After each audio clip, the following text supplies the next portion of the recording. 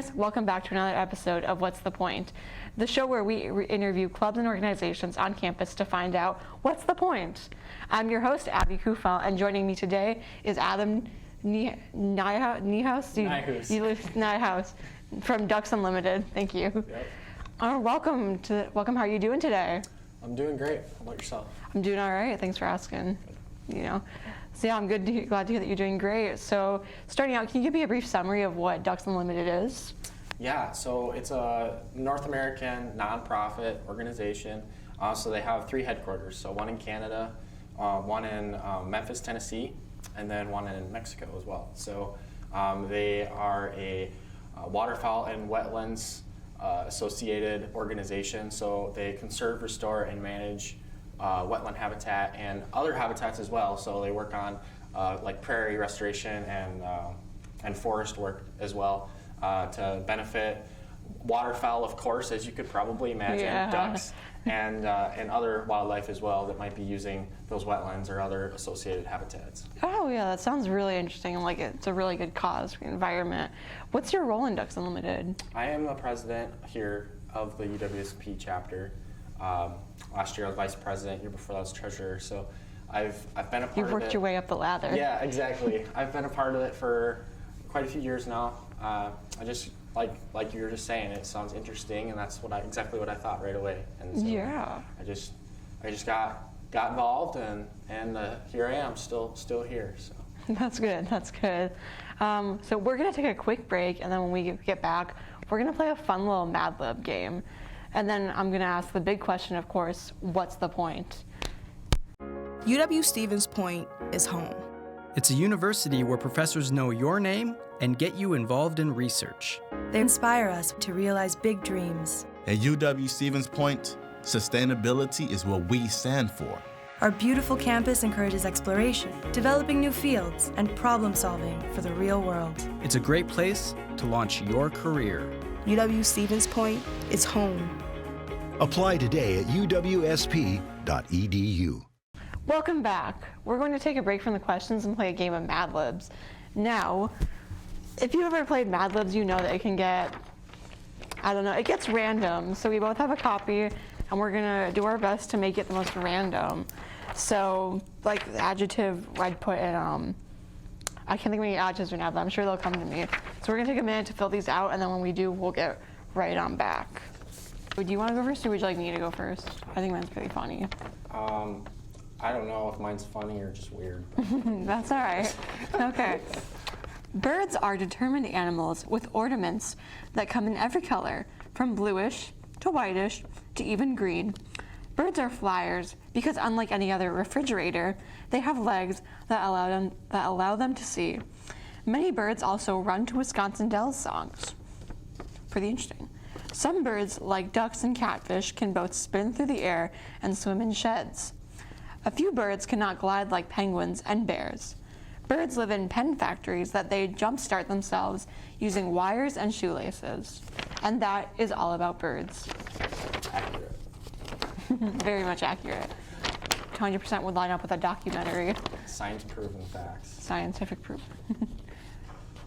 All right, you want me to go? Yeah, sure thing. Okay, so all about birds.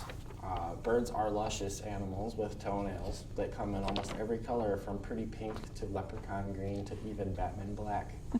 Birds are special because, unlike any other plane, they have wings that allow them to flop.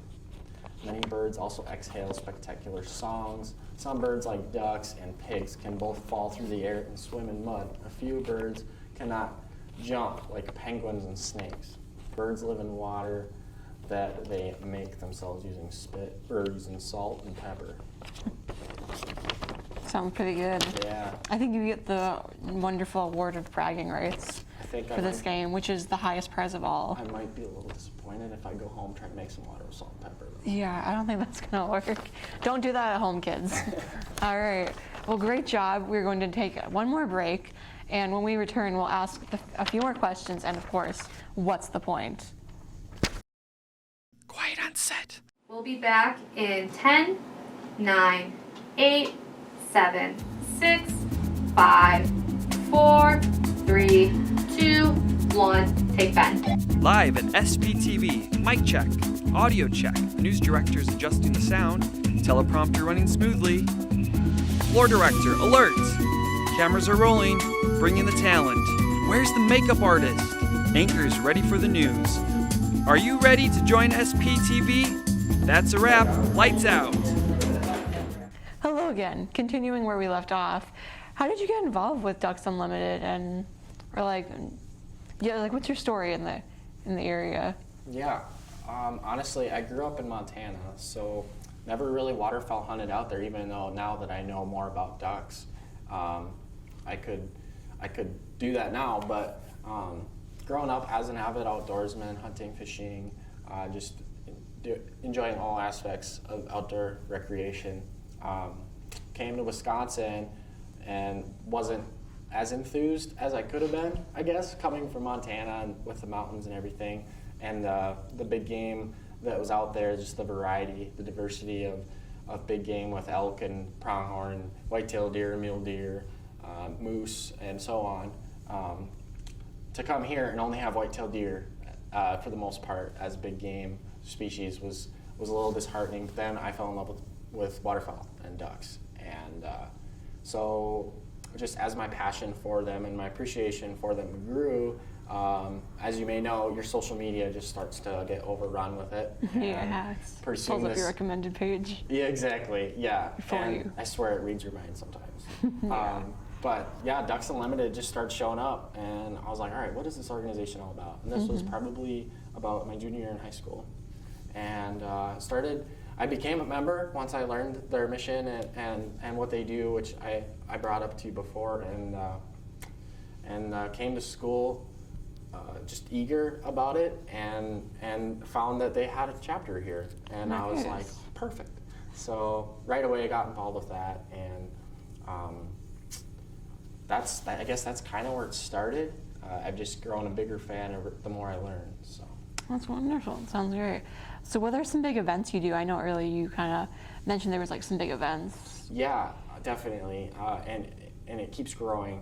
But to kind of give you a rundown, everybody labels us as an organization just full of hunters, and that's not necessarily true, because we touch on so many different aspects of it. So there's the hunters, but there's the people that are interested in the land management and habitat restoration side of things, and there's the people that are interested in the research side of things, so studying the birds themselves, their migration patterns, and things like that. So we do try to touch on all three of those main groups that we attract as an organization, and so I hosted the first ever Learn to Hunt waterfowl event for our chapter last year, which was a big success, and took out a bunch of new hunters and gave them that experience. So that was really cool. Had a bunch of guest speakers come in and just kind of talk about what they do, professionals with. So we had a game warden come in and talk about rules and regulations, and we had a biologist come in and talk about kind of the biology of waterfowl and habitat, and of course we talked on tips and tricks and all kinds of stuff that I won't get into, but So those are important. yes, it was very fun, and we do a ton of fundraising, habitat restoration. So we've worked with other student organizations on campus, the Wisconsin DNR and the U.S. Fish and Wildlife Service, with a variety of private land and public land restoration projects to help increase duck nesting habitat, or I guess just trying to manage invasive species. So we've done a lot of boots on the ground work with that stuff, and we do fun stuff too. We go out and we shoot some clay pigeons. We do some trap shooting. Trying to make sure I touch on all the main bases here, but we recently adopted the Mead Wildlife Area. So the DNR has this program called the Adopt a Wildlife Area program, and it's basically an opportunity for student organizations or people in the public to essentially help the managers of that wildlife area manage the wildlife area. So we get to do all kinds of cool habitat restoration stuff, cleaning up, trash pickup, and the opportunities with that are really endless. Like, there's awesome opportunities to build your resume. They've offered to give us interview practice. Nice. Yeah, so It's always good. absolutely, always needed. Yeah. And yeah, they're to give you more background on the mead, it's 33,000 acres, so it is quite large. Yeah. Of mostly wetland, but it definitely has upland and forest habitat too. So lots of wildlife out there, and a lot of our members are quite familiar with that area already, just north of Stevens Point here. So really cool that we got that opportunity rolling, and very excited to see what that turns into. But I talked about fundraisers a little bit. We help out a lot of local chapters with their banquets and I guess dinners. So the public comes together and has a meal, as you can imagine. Yeah. And there's raffles and silent auctions and things. And we host a banquet every spring, and it's actually tomorrow night. Wow. So starting at 5:30. So I don't know when this we might miss it, unfortunately, but that's okay. Start planning for next year then. Absolutely, yeah. Start getting ready for next year. But we're super excited. We broke the record last year, and Nice. for funds raised for Ducks Unlimited. That's we don't always a keep fun any thing. of it. It goes Oh, directly wow. to the national organization. So That's really interesting. Yeah. yeah, it's super cool, and I'm very excited to be a lifelong member after I graduate. So Nice. Yeah. That all sounds very interesting. And then, do you have a favorite part of being in Ducks Unlimited? favorite part, honestly,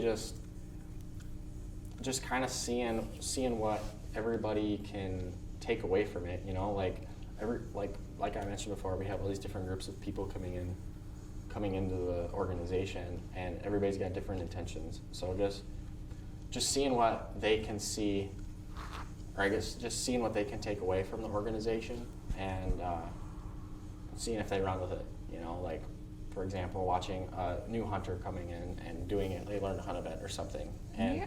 falling in love with it or appreciating waterfowl that much more because they got that close interaction with them. Yeah.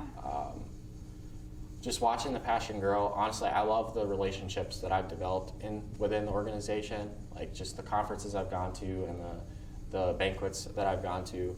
I've met so many awesome people, just salt of the earth people, and it's just really cool to have developed some of these lifelong relationships through Ducks Unlimited, and I'm just excited. I'm excited to see who else I can meet, and a lot of these people have also helped me with job opportunities after graduation. And Oh, that's always nice. yeah, other things like that. Just awesome people. So That's great. I would say that's probably my favorite part about it, other than watching people just ignite from whatever they can from the organization and just stay Yeah. passionate about it.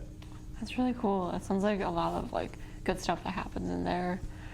Yeah, and then where can students find out more about your organization? Yeah, so like most organizations on campus, there's a platform on UWSP's website called Spin. You would log in with your typical student login info, and Yep. and you should just be able to search us up, UWSP Ducks Unlimited, and we should pop right up.